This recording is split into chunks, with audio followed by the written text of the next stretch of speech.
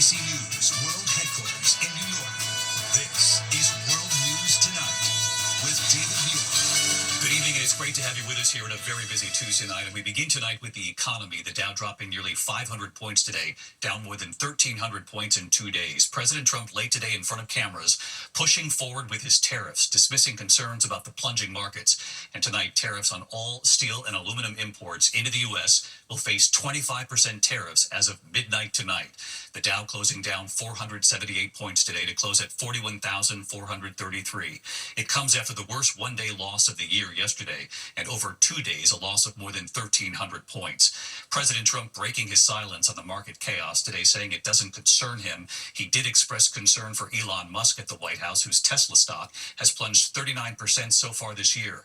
The president working to try to boost the sales of Teslas, with Teslas right there parked in front of the White House. Across this country tonight, many Americans and many small business owners are growing more concerned over the stock market, the tariffs, and where this goes from here. ABC's chief White House correspondent Mary Bruce leading us off tonight. Standing next to the world's richest man and the architect of his plan to lay off tens of thousands of American workers, President Trump tonight dismissing the turmoil on Wall Street that sent stocks plunging nearly 500 points today, a two-day loss of more than 1,300 points. Mr. President, when you look at the market selling off, that didn't concern you, and where do you see it going? Doesn't concern me. I think some people are going to make great deals by buying stocks and bonds and all the things they're buying. Trump saying he bears no responsibility for the economic uncertainty, though his own words sparked the sell-off when he refused to rule out the possibility of a recession. Are you expecting a recession this year? I hate to predict things like that. There is a period of transition because what we're doing is very big. We're bringing wealth back to America. That's a big thing.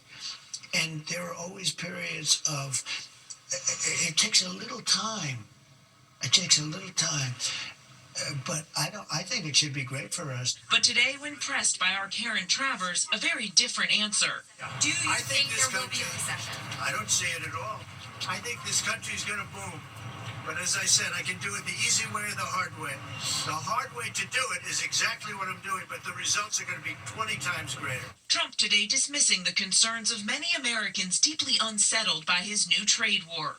But he expressed support and compassion for Elon Musk, the richest man in the world, whose Tesla stock has tanked 39% so far this year.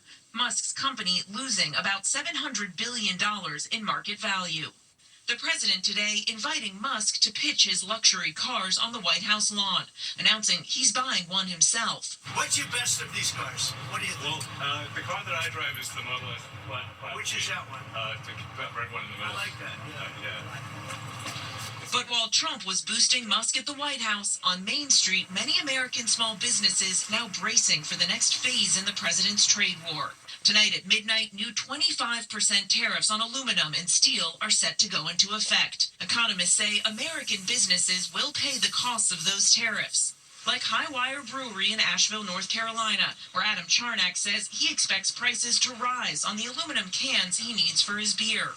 Our cost of goods have gone up. Our cans have already gone up in price. Bottom line is going to eat into a good part of our profits. The U.S. imports more steel and aluminum from Canada than any other country. And for a few hours today, Trump escalated the trade war, threatening to raise the new tariff to 50% after Ontario said it was going to start taxing electricity coming into the U.S. The two countries were able to negotiate a deal, but the 25% tariff still set to go into effect at midnight. Earlier, Ontario's leader not mincing words. Consumer confidence is down. The market's tumbling.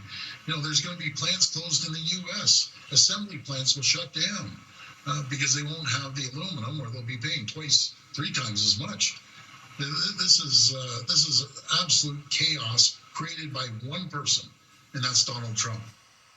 Again, David, that 25% tariff on aluminum and steel is set to go into effect at midnight tonight. Meanwhile, another headline tonight on Capitol Hill, the House just passing a bill to avoid a government shutdown, and now heads to the Senate, where Republicans will need to get Democrats on board. And another big story breaking tonight, David. The Education Department is now starting massive layoffs, intending to fire nearly half of its workforce. David. That story developing as we're on the air tonight. Mary Bruce leading us off. Mary, thank you. The other major news tonight, you Ukraine has now agreed to a U.S. plan for an immediate 30-day ceasefire with Russia.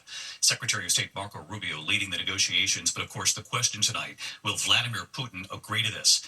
President Trump saying he plans to talk to Putin, and the president says he would invite President Zelensky back to the White House now. ABC's chief international correspondent James Longman in Ukraine tonight. Is this the first step towards peace in Ukraine? After 8 hours of talks, Ukraine has agreed to a U.S. proposal for an interim 30-day ceasefire. We'll take this offer now to the Russians, and we hope that they'll say yes, to peace. The ball's now in their court. The talks in Saudi Arabia called for immediate negotiations to end this war, the first U.S.-Ukraine meeting since that Oval Office blow-up. Trump today hopeful. Ukraine has agreed to it, and hopefully Russia will agree to it. We're going to meet with them later on today and tomorrow, and hopefully we'll be able to wipe out a deal. A proposed prisoner exchange, the return of forcibly displaced Ukrainian children, and a commitment to signing the minerals deal, all part of the discussion. The US also announcing they'll lift the pause on military aid and intelligence sharing. That may have already had an impact on the battlefield. Videos circulating online show Russian forces planting flags in areas Ukraine once controlled. But all this hinges on Russia's willingness to accept and reciprocate on the terms of the deal, and that is far from certain. Putin has consistently ruled out a ceasefire, the administration hoping to change his mind. But before you can negotiate, you have to stop shooting at each other. That's the commitment we got today from the Ukrainian side, their willingness to do that. Obviously now that'll be delivered to the Russians.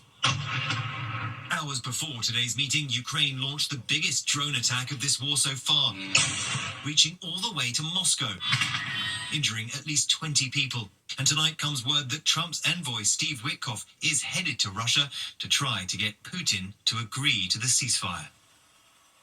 And the big question here tonight, David, what does Vladimir Putin make of all this? Donald Trump says his good relationship with Russia means he's the man to get a deal. Well, that will be severely tested. And Volodymyr Zelensky, will he be back at the White House for a perhaps more cordial meeting second time round? David. James Longman live in Kyiv for us again tonight. James, thank you. Back here in the U.S. tonight, the major move after that deadly midair collision between a passenger plane and a Black Hawk helicopter over the Potomac. Tonight, the NTSB now imposing an immediate ban of many of those helicopter flights along the Potomac near Reagan National Airport. And now we learn there were more than 15,000 cases of what are called close proximity events in the skies right near Reagan Airport in just 3 years' time. Here's Gio Benitez. Tonight, a dramatic move from the Department of Transportation banning most helicopters over the Potomac around Reagan National Airport after an NTSB report revealed a startling number of incidents just in the last 3 years. It comes after more than a month after that deadly crash between a Black Hawk helicopter and a passenger jet. There were 15,214 occurrences or close proximity events between commercial airplanes and helicopters in which there was a lateral separation distance of less than 1 nautical mile and vertical separation of less than 400 feet. Of the more than 15,000, 85 were considered near misses or close calls. When this data comes in, how did the FAA not know? How did they not study the data to say, hey, this is a hot spot, we're having near misses, and if we don't change our way, we're going to lose lives. The ban coming after an emergency recommendation from the National Transportation Safety Board, which called it an intolerable risk. The NTSB also revealing tonight that for the last 15 years, there's been at least one warning every month signaling that a pilot was on a collision course with a helicopter at DCA. And David, Secretary Duffy also saying tonight that his team is looking at new AI tools to help prevent a tragedy like this from happening at other airports. David. Gio Benitez back on this for us tonight. Gio, thank you. We turn tonight to the death of a 5-year-old boy in a hyperbaric oxygen chamber. Tonight, 4 people are now facing criminal charges. And of course, the question, how did this happen? Here's Eva Pilgrim. Tonight, criminal charges against 4 people for the tragic death of a 5-year-old Michigan boy killed when a hyperbaric chamber exploded in flames. Police racing to the Oxford Center, an alternative medicine center in Troy, Michigan, just before 8 a.m. on January 31st. 5-year-old Thomas Cooper was in the middle of a treatment when authorities say a single spark inside a hyperbaric chamber filled with pure oxygen ignited. This was a very easily preventable situation. The center's owner, Tamala Peterson, and two managers, Gary Markin and Jeffrey Mosteller, all now charged with second-degree murder. The person operating the chamber, Aletta Moffett, charged with involuntary manslaughter and placing false information on a medical record. The investigation into this tragedy has revealed how the Oxford Center in Troy and several of its key decision makers held safety among their lowest considerations in their hyperbaric treatment practice. David, Thomas Cooper was being treated for ADHD and sleep apnea. Hyperbaric chambers are considered safe for some health issues, but they are not FDA cleared for those conditions. All four from the clinic have pleaded not guilty. They're expected back in court next week. David? Eva Pilgrim with us tonight. Eva, thank you. Now to the potentially record-breaking heat across this country. How long will these temperatures last? And of course, tonight the elevated fire danger from Georgia all the way up through the Northeast. Chief Meteorologist Lee Goldberg from our New York station WABC back with us tonight. Hi, Lee.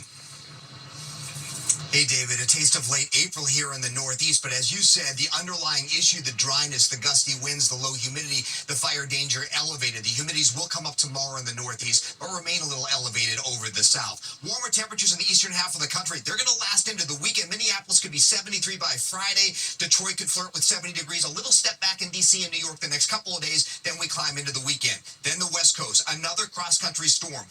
Over the next 12 hours, it's into parts of the Northwest and Northern California, but by later tomorrow and tomorrow night, we get into Southern California with a flood threat with some very heavy rainfall. This storm will move eastward. It's a severe threat all the way from the Midwest to the Deep South. Friday, Little Rock to St. Louis, the Gulf Coast to Nashville on Saturday. By the time we get to the Northeast, it's Sunday and Monday rain. David? We'll be watching it right here with you. Thank you, Lee. Overseas tonight, at the index of other news tonight, Southwest Airlines ending its long-standing policy, now saying it will begin charging for checked bags. Customers with the highest loyalty status, they say, will not have to pay the fee. However, other passengers will be charged beginning May 28th. Tonight, Billy Joel postponing his concert tour for about 4 months because of recent surgery. It, of course, comes after that scare for fans who witnessed Billy Joel fall last month. He did get right back up. Unclear if the surgery was related. Joel tonight apologizing, saying his health comes first, and he looks forward to getting back on stage. Of course, we can't wait too. When we come back here tonight, the Jeopardy contestant you'll see right here tonight, what he revealed, the missed call. Was it fate?